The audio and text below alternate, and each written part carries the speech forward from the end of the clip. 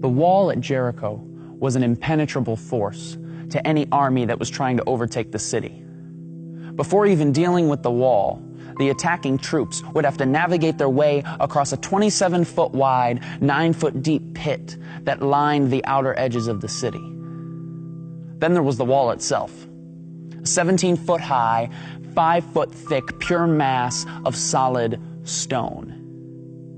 If the attacking army managed to get this far without being shot down by archers, all that was left was to defeat the well-trained Canaanite army that was waiting within. This was the reality for a young leader named Joshua and his ragtag Israelite army. These Israelites, who had seen an entire generation live and die while wandering through the desert, were tired, hungry, and facing what seemed like an impossible task, a hopeless situation. Now, I haven't lived very long, but I've lived long enough to know this, that running into walls is a part of life. And the bigger the wall, the more hopeless the situation can seem. The large walls of sickness, loss, divorce, addiction, they pop up all around us and they seem impenetrable. And just like the wall at Jericho, these walls rarely stand alone. The walls of our lives are often accompanied by a deep pit of pain, suffering, and despair, and all the while an army of hopelessness attacks us on every side. The question is asked all the time, if God loves us so much and is so powerful, then how could He allow these walls to pop up around me? Now, I don't pretend to have the answer to any of those questions, nor do I pretend to understand just how deep or dark your suffering has been. I simply want to suggest that maybe God does His best work from seemingly hopeless situations. When I read the Bible, I read about people and characters, all who faced seemingly hopeless situations. In fact, I cannot find a single person who walked faithfully with God without first facing a hopeless situation. Adam and Eve ruined paradise by inviting sin and death into a perfect world. A hopeless case. Joseph was betrayed by his brothers for his pride and put in prison. A hopeless case. Moses was cornered on the banks of the Red Sea with the most powerful army in the world breathing down his neck. A hopeless case. Gideon was 300 against 300,000. David stood across the valley from a bloodthirsty giant. Esther was a woman trying to gain a word with a prideful king.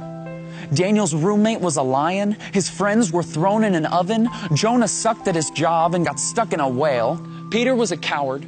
Paul was imprisoned. The 5,000 had no food. Lazarus was dead. Timothy was too young. Abraham was too old. The youngest son was too stupid. The walls of Jericho were too strong. And Jesus was humiliated, hung on a cross, and buried in a tomb, burying all hopes of the revolution that was hoped for thousands of years.